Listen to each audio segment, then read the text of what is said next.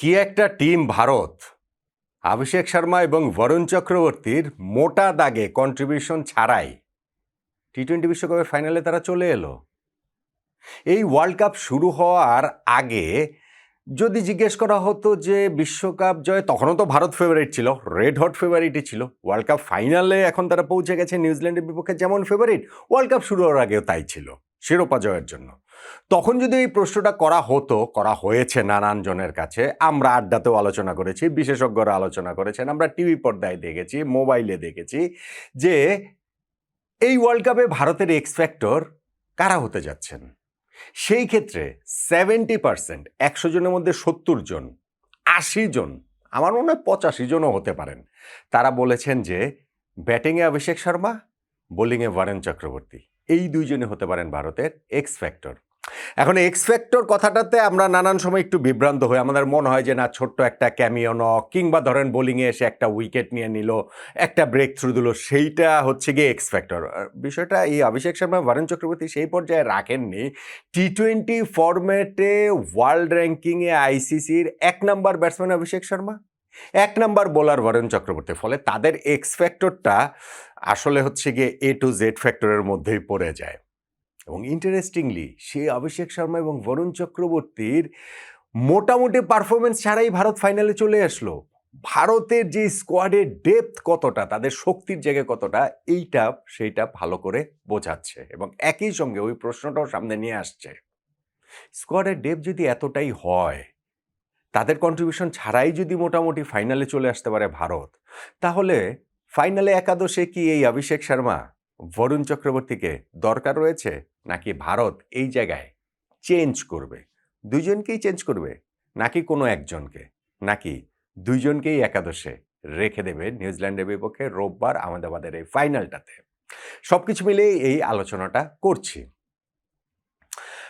অভিষেক শর্মাকে নিয়ে বলি, এই ওয়ার্ল্ড কাপটা তার যাচ্ছে তাই কাটছে, এইটা বললে একটু আন্ডারস্টেটমেন্ট হয়। 7 ম্যাচ খেলেছেন, তাতে 89 রান করেছেন, অ্যাভারেজ 12, স্ট্রাইক রেট 130। আন্ডারস্টেটমেন্ট হয় কেন? কেননা তিনি তার ওয়ার্ল্ড কাপ শুরু করেছেন 3টা ডাক দিয়ে, 0-0-0। গ্রুপ পর্বের আরেকটা ম্যাচে তিনি অসুস্থতার কারণে খেলেননি, কিন্তু 3 ম্যাচ যে খেলেছেন সেইখানটাতে রানের খাতাই অভিষেক শর্মা খুলতে পারেন। এটা একটা অবিশ্বাস্য ব্যাপার। আর সুপার এইটস পর্ব থেকে রানের খাতা খুলেছেন, কিন্তু সেটা এমন আহামরি কিছু নয়। সাউথ আফ্রিকার বিপক্ষে ম্যাচটাতে তিনি 15 রান করেছেন, জিম্বাবুয়ের বিপক্ষে ম্যাচটাতেই শুধুমাত্র তিনি 30 বলে 55 রানের একটা ইনিংস খেলেছিলেন, গুরুত্বপূর্ণ। তারপরে ওয়েস্ট ইন্ডিজের বিপক্ষে সেই মহাগুরুত্বপূর্ণ ম্যাচে 10 রান করে আউট, সেমিফাইনালটাতে ইংল্যান্ডের বিপক্ষে 9 রান করে আউট। তাহলে আপনি আমাকে বলেন যে এই অভিষেক শর্মা এরকম পারফর্ম করবে, কেউ কি এটা ভাবতে পেরেছিলেন? ওয়ার্ল্ড কাপের ঠিক আগে আগে নিউজিল্যান্ডের বিপক্ষে যেই সিরিজটা ভারত খেলেছিল, সেইখানটাতেও তিনি 2টা ডাক মেরেছেন, কিন্তু একই সঙ্গে আবার 20 বলে অপরাজিত 68, 35 বলে 84 রানের 2টা ইনিংসও খেলেছেন। তো এইটাই তো অভিষেক শর্মা। তিনি যেই দিন খেলবেন এবং যেই দিনটা যে অনেক দিন পর পর আসে, বিষয়টা সেটা না। হ্যাঁ, আর্লি আউট হয়ে যেতে পারেন, কিন্তু প্রথম থেকেই প্রতিপক্ষের বোলার ফিল্ডারদের উপরে যে চাপটা তিনি তৈরি করেন, শুধুমাত্র স্কোর কার্ড প্রেশার না, মনস্তাত্ত্বিক যেই চাপটাও তৈরি করেন, ওইখানটাতে ভারত অনেকখানি এগিয়ে যায়, যেইটা এই ওয়ার্ল্ড কাপে মিসিং। এখন তাহলে কি অভিষেক শর্মাকে ফাইনালের ম্যাচটাতে সাউথ আফ্রিকার বিপক্ষে ভারত বসিয়ে রাখবে কি না? আপনি যদি ফর্মের বিবেচনা করেন, তাতে তো বসিয়ে রাখতেই পারে। তাকে যদি বসিয়ে রাখে, ভারতের সামনে অপশনের কি অভাব রয়েছে? ধরেন ঈশান কিষানকে 3 নাম্বার থেকে আবার ওপেনিংয়ে নিয়ে আসা যেতে পারে, সঞ্জু স্যামসনের সঙ্গে তিনি ওপেন করবেন। 3 নাম্বারের ওই জায়গাটাতে তিলক ভার্মাকে ওই লোয়ার মিডল অর্ডার থেকে 3 নাম্বারে নিয়ে আসবেন এবং ওই জায়গাটাতে রিঙ্কু সিংকে নিয়ে নেবেন, ব্যাস হয়ে গেল। কিন্তু এটা করতে হলে ভারতকে অনেকগুলো জায়গাতে কিন্তু চেঞ্জ করতে হয়। আপনি খেয়াল করে দেখেন, ঈশান কিষানকে আপনি ওপেনিংয়ে তোলেন, কোনো সমস্যা নাই, সেটা তো হতেই পারে। পাকিস্তানের বিপক্ষে কি একটা অসাধারণ ইনিংস তিনি খেলছেন, কিন্তু তিলক ভার্মা, যিনি এই ওয়ার্ল্ড কাপে 3 নম্বরই ব্যাটসম্যান ভারতের, কিন্তু এই গত 3টা ম্যাচে তিনি ওই যে 5-6-7 যে ব্যাটিং করছেন এবং খুবই গুরুত্বপূর্ণ রোল তিনি প্লে করছেন। জিম্বাবুয়ের সঙ্গে তার ওই যে 16 বলে অপরাজিত 44 রানের ইনিংস, তার চেয়ে গুরুত্বপূর্ণ ওয়েস্ট ইন্ডিজের বিপক্ষে ভার্চুয়ালি কোয়ার্টার ফাইনালে যে রূপ নিয়েছিল ম্যাচটাতে, সেখানে 15 বলে যে 27 রানের যে তার ইনিংসটা ভীষণ গুরুত্বপূর্ণ ছিল। ইভেন সেমিফাইনালে ইংল্যান্ডের বিপক্ষে 7 বলে 21 রানের ইনিংস খুবই গুরুত্বপূর্ণ ছিল। সো সেই তিলক ভার্মা এই লেট মিডল অর্ডারটাতে যে পেস বোলিংয়ের এগেনস্টে ভারতের একটা নতুন তুরুপের তাস বেরিয়েছেন, তাকে আবার এখন ৩ নম্বরে তুলে আনলে রিঙ্কু সিং যে পারেন না বিষয়টা তো আর তা না, পারেন, অবশ্যই পারেন। কিন্তু এই যে একাদশের বাইরে চলে গেছেন, আবার তিনি আসবেন, সেটেল করবেন, এতগুলো জায়গাতে ভারত কি অভিষেক শর্মার জন্য চেঞ্জ করবে কিনা তাকে বাদ দেওয়ার জন্য, তার ক্যালিবারের একজন ব্যাটসম্যানকে বাদ দেওয়ার জন্য? আমার মনে হয় করবে না। আমার মনে হয় অভিষেক শর্মা ফাইনালটাতেও খেলবেন এবং সেইখানটাতে আমার একটা কেমন যেন একটা গাট ফিলিং বলছে যে ২০০৭ ওয়ানডে ওয়ার্ল্ড কাপের অ্যাডাম গিলক্রিস্টের মতো না এইবারের ওয়ার্ল্ড কাপের অভিষেক শর্মা হয়ে যান টি-20 ওয়ার্ল্ড কাপে। সেই ওয়ানডে ওয়ার্ল্ড কাপে অ্যাডাম গিলক্রিস্ট ফাইনালের আগে যে ১০টা ইনিংস খেলেছেন, খুবই বিবর্ণ ছিল তার পারফরমেন্স। ২টা মাত্র ৫০ ছিল, সেই ৫০ ২টাও কার এগেনস্টে? বাংলাদেশের এগেনস্টে, নেদারল্যান্ডসের এগেনস্টে। অথচ সেই গিলক্রিস্ট ফাইনালে গিয়ে শ্রীলঙ্কার বিপক্ষে ১০৪ বলে ১৪৯ রানের বিস্ফোরক বিধ্বংসী একটা ইনিংস খেলেন, যেটা ওয়ার্ল্ড কাপ মানে ওডিআই ওয়ার্ল্ড কাপের হিস্ট্রিতে one of the greatest knock, destructive knock. So এইরকম কোনো কিছু কি অভিষেক শর্মার কাছ থেকে আমরা ফাইনালে সাউথ আফ্রিকার বিপক্ষে দেখতে যাচ্ছি কিনা আমি সেটা রুলড আউট করতে পারছি না, কিন্তু আমি শিওর যে ভারত অভিষেক শর্মাকে একাদশ থেকে বাদ দেবে না। বরুণ চক্রবর্তীকে বাদ দেবে। ওয়ার্ল্ড কাপে কিন্তু এই মুহূর্তে দেখাচ্ছে যে ১৩ উইকেট নিয়ে সর্বোচ্চ উইকেট শিকারীর যে তালিকাটা, সেইখানে যুগ্মভাবে যৌথভাবে অনেকেই রয়েছেন, তার মধ্যে বরুণ চক্রবর্তীও আছেন। কিন্তু ওই যে রেকর্ড অনেক সময় একটু বিভ্রান্ত করে না, বরুণের এই রেকর্ডটা একটু বিভ্রান্তিকর। কেননা এই ওয়ার্ল্ড কাপটা তার যাচ্ছে তাই কাটছে, জঘন্য কাটছে।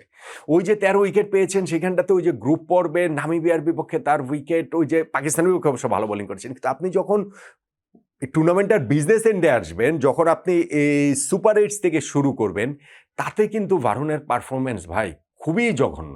সাউথ আফ্রিকার বিপক্ষে ৪ ওভারে ৪৭ রান দিয়ে ১ উইকেট পেয়েছেন তিনি।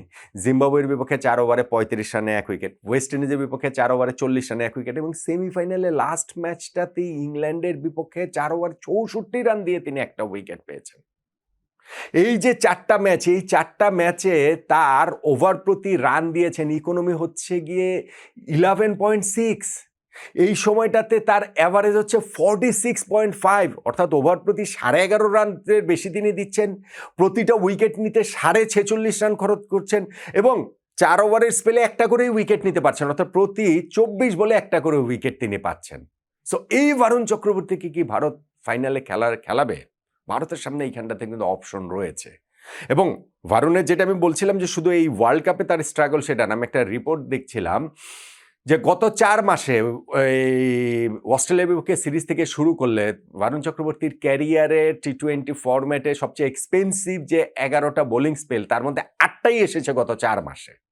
হ্যাঁ, বরুণ যে টি-20 ফরম্যাটে গত ওয়ার্ল্ড কাপের পর ২০২৪ ওয়ার্ল্ড কাপের পর কিন্তু এই ভারতীয় দলটার সঙ্গে তাকে আসলে জুড়ে দেওয়া হচ্ছে। তার আগে ২০২১ কয়েকটা ম্যাচ খেলেছিলেন, কিন্তু এই সময়ের মধ্যে তিনি নিজেকে একটা ভিন্ন উচ্চতায় নিয়ে গেছিলেন। তার যে মিস্ট্রি স্পিন, তার ওই স্পিনটা কি তার মানে প্রতিপক্ষের ব্যাটসম্যানের আউটসাইড এজেরও পরীক্ষা নেয়, ইনসাইড এজেরও পরীক্ষা নেয়, কোনভাবে বলটা কোন দিক দিয়ে যাবে, এই মিস্ট্রিয়াস ব্যাপারটাই মনে হচ্ছে যে ভারুণের কাছ থেকে হারিয়ে গেছে এবং কনফিডেন্সেরও খুবই অভাব মনে হচ্ছে। তাকে দেখা যাচ্ছে এই যে লাস্ট ম্যাচটাতে ইংল্যান্ডের বিপক্ষে, সেইখানটাতেও তাকে ওই একেবারে তিনি ফার্স্ট ওভারটাতে ৩টা ছক্কা খেলেন, তারপরে কিন্তু তিনি ওই বোলটা করেছিলেন একটা ওই যে কি বলে চলে জর্জ বাটলারকে, তখন মনে হয়েছিল যে না পারফর্ম করতে পারবেন, তো পরের ওভারগুলো আবারও সেই যাচ্ছে দেই তার কেটেছে। এখন এই ভারুণকে কি ভারত বাদ দিতে পারে কিনা? অভিষেক শর্মাকে বাদ দিলে যেটা হবে আমি বলছিলাম, অনেকগুলো জায়গায় তাদের সাফল করতে হবে। তাদের হচ্ছে গিয়ে ওপেনিংয়ে তুলে আনতে হবে ঈশান কিষানকে, তাদের হচ্ছে গিয়ে ওই লেট মিডল অর্ডার থেকে ৩ নম্বরে তুলে আনতে হবে তিলক ভার্মাকে, লেট মিডল অর্ডারে সেট করতে হবে রিঙ্কু সিংকে, ব্যাটিং অর্ডারের যে টপ 7-এর মধ্যে তাদের এরকম 3টা বড় চেঞ্জ করতে হবে। কিন্তু যদি ভারুণকে বাদ দিয়ে আরেকজন স্পিন বোলারকে নেয়, সেই ক্ষেত্রে যে খুব মোটা দাগে চেঞ্জ করতে হবে তা কিন্তু না। এবং ভারতের হাতে অপশন রয়েছেন। অপশন নাম্বার 1 ধরেন আপনার কুলদীপ যাদব। এই কুলদীপ যাদব পৃথিবীর প্রায় যে কোনো টি-20 টিমে, প্রায় না সব টি-20 টিমের 11-এ তিনি থাকবেন, ভারতে থাকছেন না। বরুণ চক্রবর্তীর জন্য তিনি থাকছেন না এবং উইকেট টুইকেটের ব্যাপারটা রয়েছে যে স্পিনার বেশি খেলালে তখন হয়তো বা থাকতো। সো এখন বরুণকে বসিয়ে দিয়ে এই বাহাতি যে চায়নাম্যান বোলার কুলদীপ যাদবকে খেলানো যেতে পারে, ভারত সেটা খেলাতে পারে। খেলাতে পারে ওয়াশিংটন সুন্দরকে অফ স্পিনার নিউজিল্যান্ডের ব্যাটিং লাইন আপে টপ 8-এর মধ্যে প্রবাবলি 4 জন হচ্ছে গিয়ে যে প্রবাবল ব্যাটিং লাইন আপ 4 জন বাহাতেই থাকবেন। ওয়াশিংটন সুন্দরকেও খেলানো যেতে পারে এবং সুন্দরের ব্যাটিংটাও এইখানটাতে রয়েছে। কিংবা এমনও হতে পারে যদি উইকেট কন্ডিশন পারমিট করে ভারত এইখানটাতে একটা এক্সট্রা পেসার খেলাতে চায়, মোহাম্মদ সিরাজকেও খেলাতে পারে বরুণ চক্রবর্তীর জায়গায়, সেই চান্সের জায়গাটাও রয়েছে। আমার কাছে মনে হয় যে অভিষেক শর্মা শিওরলি ফাইনাল ম্যাচটা খেলবেন। বরুণ চক্রবর্তী অতটা শিওরলি আসলে খেলবেন এটা আমি বলতে পারছি না। আমার কাছে মনে হয় এইখানটাতে হয়তো বা ভারত কুলদীপ যাদব বা ওয়াশিংটন সুন্দর যদি আরেকজন এক্সট্রা স্পিনার তারা নিতে চায়, মানে রিপ্লেস করতে চায় বরুণকে দিয়ে, এই দুজনে যে কাউকে দিয়ে করতে পারে। ইভেন এক্সট্রা পেসার হলে সেটা মোহাম্মদ সিরাজকে দিয়েও বরুণ চক্রবর্তীকে রিপ্লেস করতে পারে। বাট আমার কাছে মনে হয় যে ভালো হবে যদি, আমি জানি না, আমার কাছে এখনো মনে হয় যে এত চ্যাম্পিয়ন বোলার, এত দুর্দান্ত বোলার, অভিষেকের মতোই বলতে হয়, তাকে এই ফাইনালের ম্যাচ থেকে বাদ দেওয়াটার পক্ষে আমি না। আমার কাছে মনে হয় যে বরং বরুণ চক্রবর্তীকে খেলালে ফাইনাল তার ওই এক্স ফ্যাক্টরটা যদি ফিরে আসে, যদি তিনি ওই যে একটা দুইটা ব্রেক থ্রু নিয়ে দিতে পারেন, একটা দুইটা ম্যাজিক্যাল ওভার করতে পারেন, সেইটা বরং ভারতকে অনেক বেশি এইজ দেবে। সো আমার অ্যানালাইসিস বলছে যে টি-20 ওয়ার্ল্ড কাপ ফাইনালে শুরু হওয়ার আগে যে আলোচনাটা অভিষেক শর্মা এবং বরুণ চক্রবর্তীকে একাদশ থেকে বাদ দিতে পারে কিনা ভারত, সেখানে অভিষেক শর্মাকে শিওরলি বাদ দেবে না, শিওরলি তিনি খেলতে যাচ্ছেন। বরুণের ব্যাপারটা আমি অত শিওরলি বলতে পারছি না, কিন্তু আমার মনে হয় যে ভারতের উচিত তাকে খেলানো এই ফাইনাল ম্যাচটাতেও। সেই ক্ষেত্রে হয়তোবা এই ফাইনালে আমি ওইটা বললাম তো অ্যাডাম গিলক্রিস্টের কথা, ওই একই রকমভাবে বোলিংয়ের হিসেবেও যদি করি, বরুণ ফাইনাল ম্যাচটা আসলে ডিসাইড করে দিতে পারেন। স্রোতের সঙ্গে ভেসে গিয়ে তো বলাই যায় যে পারফর্ম করছেন না, ভারতের হচ্ছে গিয়ে দুর্দান্ত সব রিপ্লেসমেন্ট প্লেয়ার রয়েছেন, তাহলে তারা কেন তাদেরকে এফোর্ড করবে কেন ভারত? আর এটা তো একটা ম্যাচের ব্যাপার, এটা ক্যারিয়ারের ব্যাপার না যে এই ম্যাচ থেকে বাদ দিলে যে তাদের ক্যারিয়ার শেষ হবে তা না। আবার পারফর্ম করবেন, আবার কনফিডেন্স ফিরে পাবেন, আবার তারা হচ্ছে গিয়ে একাদশে আসবেন। কিন্তু ভারতের তো একটা ওয়ার্ল্ড কাপ কষ্ট হয়ে যেতে পারে, ভারত তো ওয়ার্ল্ড কাপের শিরোপাটা হারাতে পারে। এটা এক ম্যাচের ব্যাপার, এটা কিন্তু তাদের কারো ক্যারিয়ারের ব্যাপার না, দীর্ঘমেয়াদের ব্যাপার না। এই সব কিছু বুঝেও আমার কাছে মনে হয় যে অভিষেক শর্মা এবং বরুণ চক্রবর্তীকে একাদশে রেখেই নিউজিল্যান্ডের বিপক্ষে এই টি-20 ওয়ার্ল্ড কাপের ফাইনাল ম্যাচটা ভারতের খেলা উচিত। অভিষেক তো অবশ্যই খেলবেন, বরুণেরটাও তো শিওর না হলেও আমি মনে করি তাকেও খেলানো উচিত। আপনার মতামতটা কি জানাতে পারেন।